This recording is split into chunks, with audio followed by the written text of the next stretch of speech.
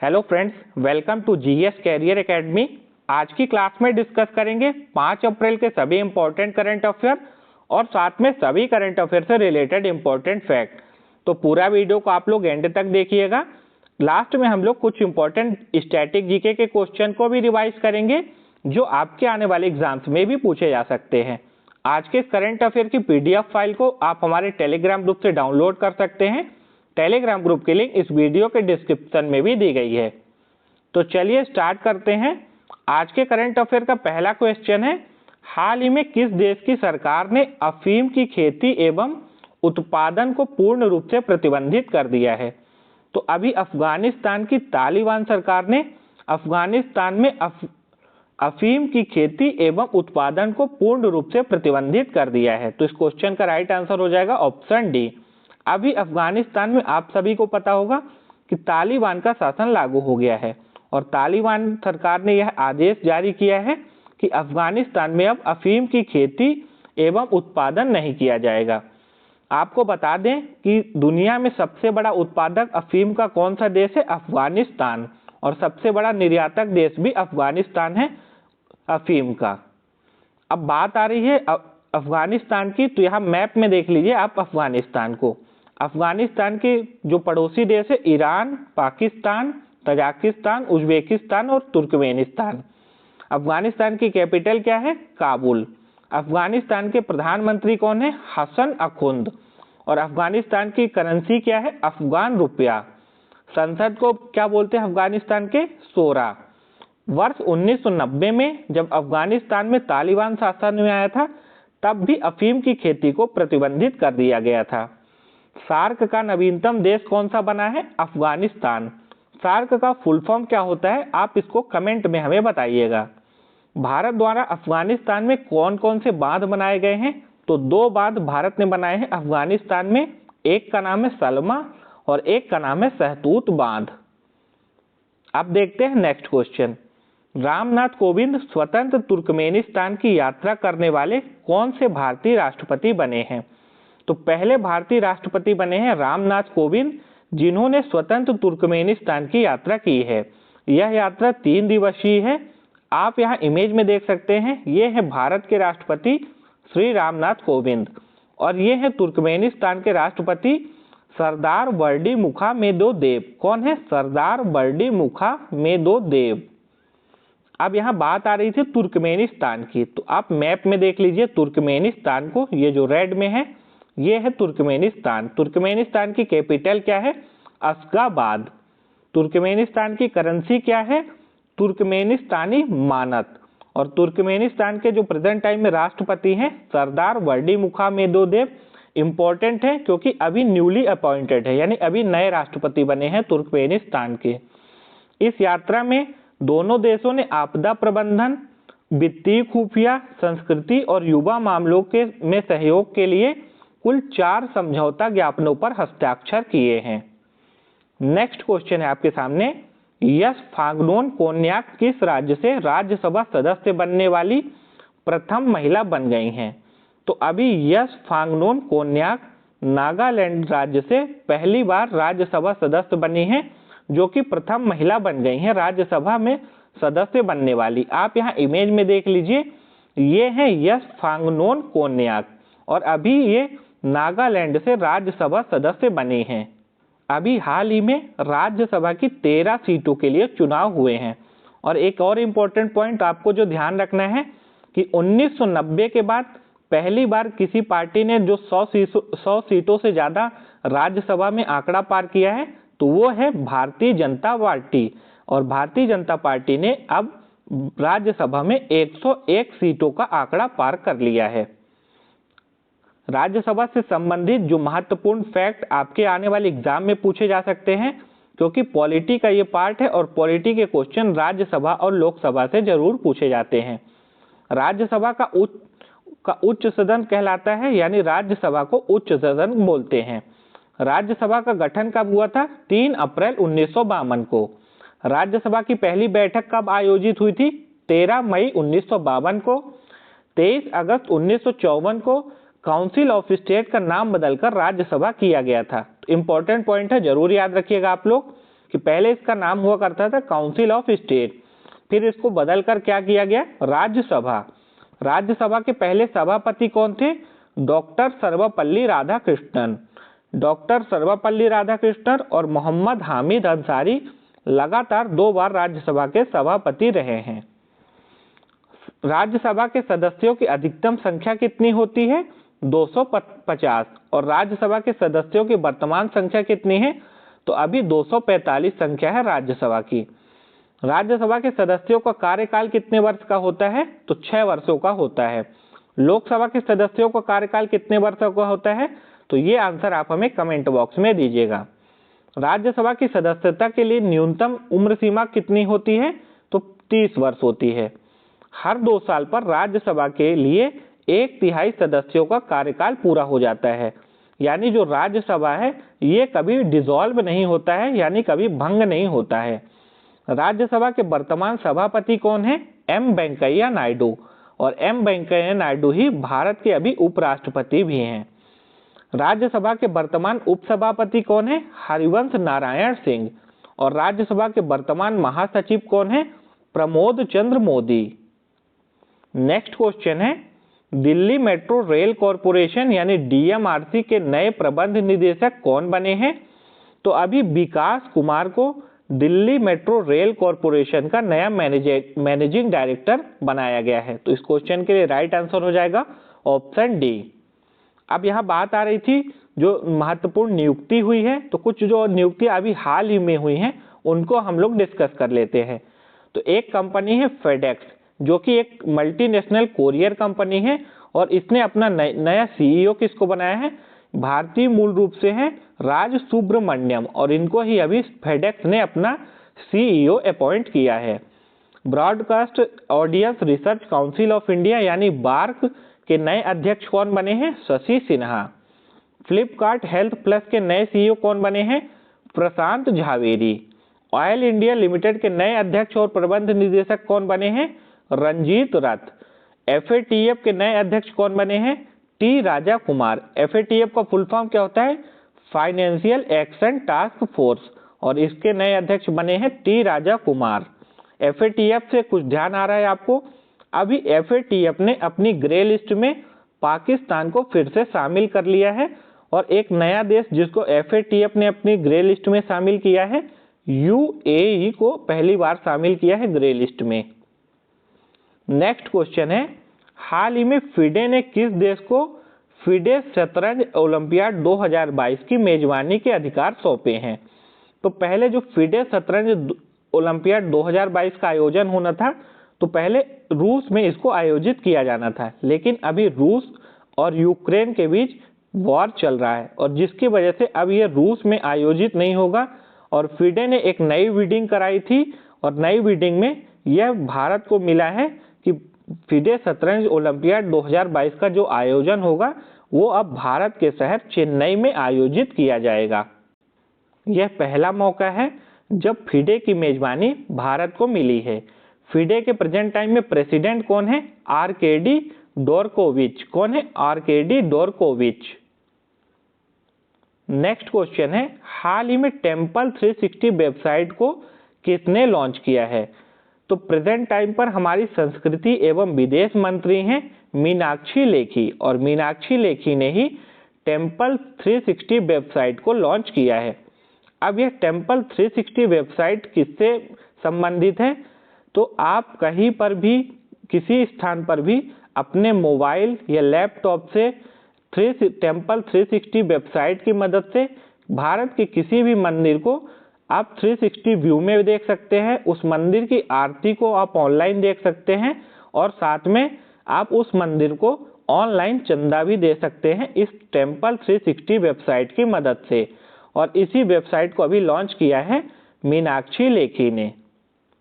Next question है, हाल ही में BCCI सचिव जय शाह का एसीसी यानी एशियन क्रिकेट काउंसिल अध्यक्ष के रूप में कार्यकाल कितने साल के लिए बढ़ाया गया है। तो अभी बीसीसीआई के सचिव है जय शाह, और इनका 1 साल का कार्यकाल बढ़ा दिया गया है एसीसी के अध्यक्ष के रूप में। तो इस क्वेश्चन का राइट आंसर क्या हो जाएगा, ऑप्शन ए यानी 1 साल। एसीसी का फुल फॉर्म याद रखिएगा, एशियन क्रिकेट काउंसिल। यहाँ पे बीसीसीआई भी मेंशन है, तो बीसीसीआई का फुल फॉर्म क्या होता है? Board of cricket control in India. BCCI की स्थापना कब हुई थी? 1928 में। इसका हेडक्वार्टर कहाँ पर है? मुंबई में। प्रेजेंट टाइम में प्रेसिडेंट कौन है बीसीसीआई के? सौरभ गांगुली। और सेक्रेटरी कौन है बीसीसीआई के? तो बीसीसीआई के सेक्रेटरी हैं जय शाह। आप यहाँ इमेज में भी देख सकते हैं, ये हैं जय शाह जो कि अमित शाह के बेटे हैं। नेक्स्ट क्वेश्चन है, आम चुनावों में जीत हासिल कर विक्टर ओर्बन किस देश के चौथी बार प्रधानमंत्री बने हैं? तो इमेज में देखिए, ये हैं विक्टर ओर्बन और चौथी बार ये प्रधानमंत्री बने हैं हंगरी के। तो इस क्वेश्चन का राइट आंसर हो जाएगा ऑप्शन सी। अब हंगरी से रिलेटेड जो इंपॉर्टेंट फैक्ट आपको याद रखने हैं, हंगरी इसलिए भी इंपॉर्टेंट है क्योंकि हंगरी जो है यूक्रेन के बगल में है, और जो अभी यूक्रेन से जो कुछ लोगों को भारत लाया गया था, तो हंगरी के बॉर्डर से ही इनको लाया गया था, इसलिए ये क्वेश्चन इंपॉर्टेंट बनता है। हंगरी की राजधानी है बुडापेस्ट। हंगरी की करेंसी है हंगेरियन फॉरेंट। हंगरी के राष्ट्रपति कौन है? Katalin Novak. और कैटलिन नोवाक पहली महिला राष्ट्रपति भी बनी है हंगरी की। हंगरी मध्य यूरोप का एक लैंडलॉक देश है जिसको लैंड ऑफ मैगर्स भी कहते हैं। विक्टर ओर्बन को पुतिन समर्थक भी माना जाता है। पुतिन जो कि रशिया के राष्ट्रपति हैं और विक्टर ओर्बन जो भी हंगरी के नए प्रधानमंत्री बने हैं, तो ऐसा माना जाता है कि ये रशिया के राष्ट्रपति व्लादिमीर पुतिन के समर्थक और सहयोगी भी हैं। आप यहाँ इमेज में देख सकते हैं, ये है हंगरी का मैप। हंगरी के बगल में है रोमानिया, इधर है क्रोएशिया, इधर ऑस्ट्रिया, इधर है स्लोवाकिया और इस साइड में है यूक्रेन। नेक्स्ट क्वेश्चन है, हाल ही में अंतरराष्ट्रीय खदान जागरूकता और खनन कार्य सहायता दिवस कब मनाया गया? तो अभी 4 अप्रैल को अंतरराष्ट्रीय खदान जागरूकता और खनन कार्य सहायता दिवस को मनाया गया है। तो इस क्वेश्चन का राइट आंसर हो जाएगा ऑप्शन डी। 2022 के लिए अंतरराष्ट्रीय खदान जागरूकता और खनन कार्य सहायता दिवस के थीम क्या रखी गई थी? तो इस बार इसकी थीम रखी थी United Nations Mines Action Services ने safe ground safe step safe home. क्या रखी थी? Safe ground safe step safe home. यह जो दिवस है अंतरराष्ट्रीय खदान जागरूकता और खनन कार्य सहायता दिवस, इसको मनाने की शुरुआत हुई थी 8 दिसंबर 2005 को, यानी इसको पहली बार 2005 में मनाया गया था। शुरुआत किसने करी थी? तो इसको मनाने की शुरुआत की थी संयुक्त राष्ट्र महासभा ने। अब ये इंपॉर्टेंट डे वाला क्वेश्चन था। अप्रैल में जो अभी कुछ महत्वपूर्ण डे मनाए गए हैं यानी दिवस मनाए गए हैं, उनको डिस्कस कर लेते हैं। 1 अप्रैल को मनाया गया है ओडिशा दिवस। इसको एक और दिवस के नाम से जानते हैं, उत्कल दिवस। तो उत्कल दिवस या ओडिशा दिवस को 1 अप्रैल को मनाया गया है। 1 अप्रैल को ही भारत के एक बैंक ने अपना स्थापना दिवस मनाया है। कौन सा बैंक है? आरबीआई यानी रिजर्व बैंक ऑफ इंडिया। 2 अप्रैल को विश्व आत्म केंद्रित जागरूकता दिवस मनाया गया है यानी वर्ल्ड ऑटिज्म अवेयरनेस डे। फिर 5 अप्रैल को कौन सा दिवस मनाया जाता है? राष्ट्रीय समुद्री दिवस यानी national maritime day. Next question है, ग्रैमी अवार्ड जीतने वाली पहली पाकिस्तानी महिला गायक निम्न में से कौन बन गई हैं?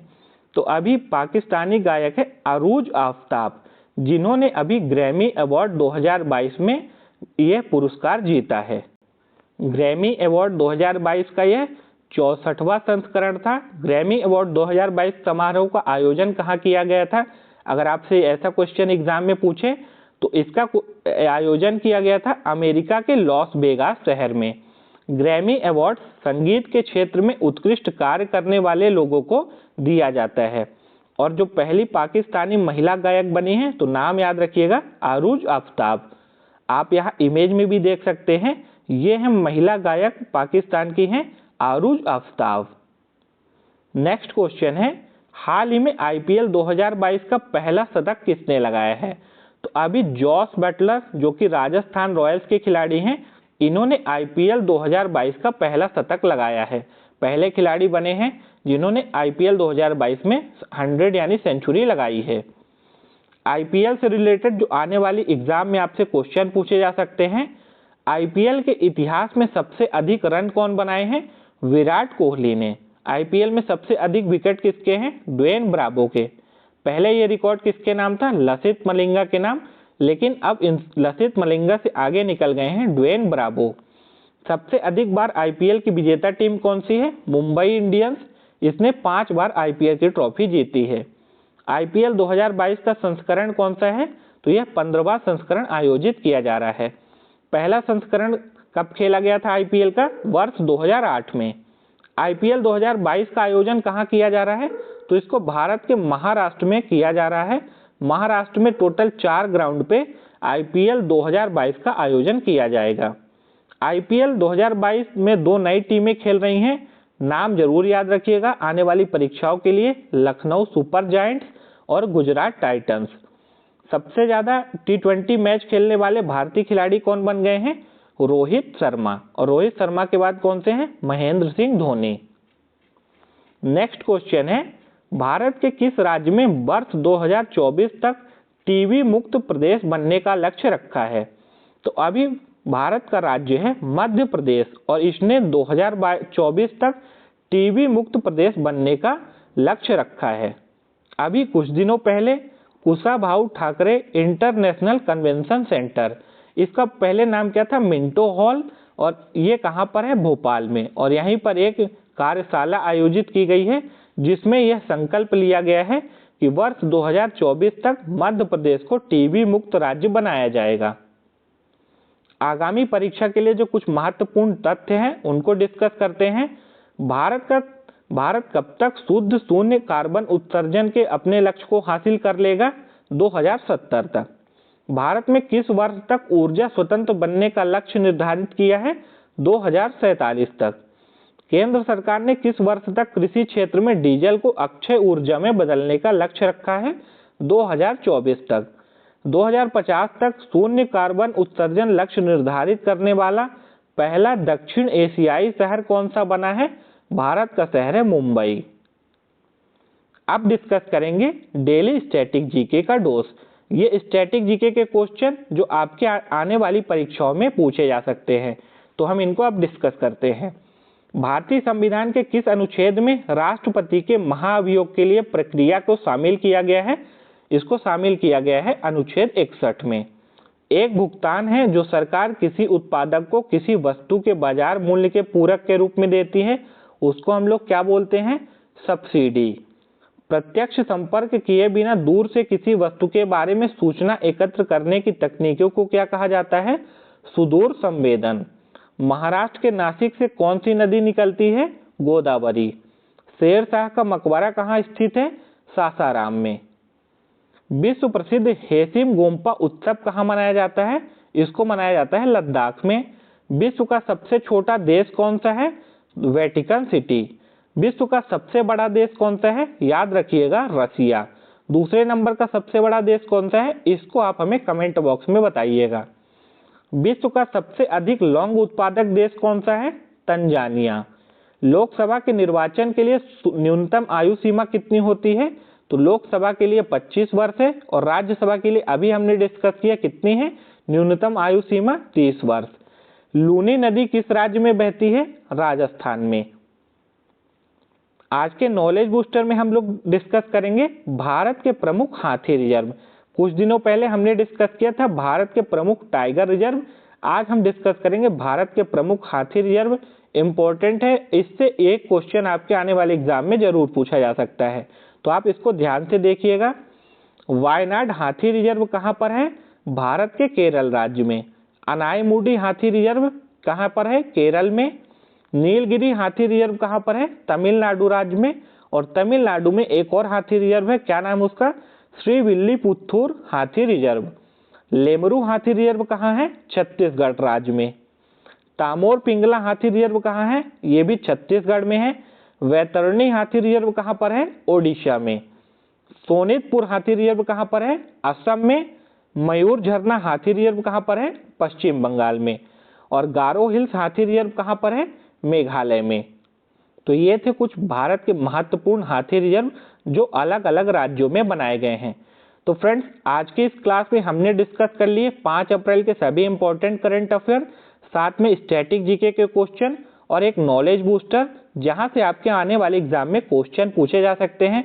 आपको यह क्लास कैसी लगी आप हमें कमेंट बॉक्स में बताइएगा। साथ में इस वीडियो को आप लाइक और शेयर भी कर दीजिएगा। साथ में आने वाली सभी वीडियोस की नोटिफिकेशन पाने के लिए आप हमारे चैनल को सब्सक्राइब करके बेल आइकन को भी प्रेस कर लीजिए। मिलते हैं फिर नेक्स्ट वीडियो में, तब तक के लिए आप सभी को जय हिंद, वंदे मातरम।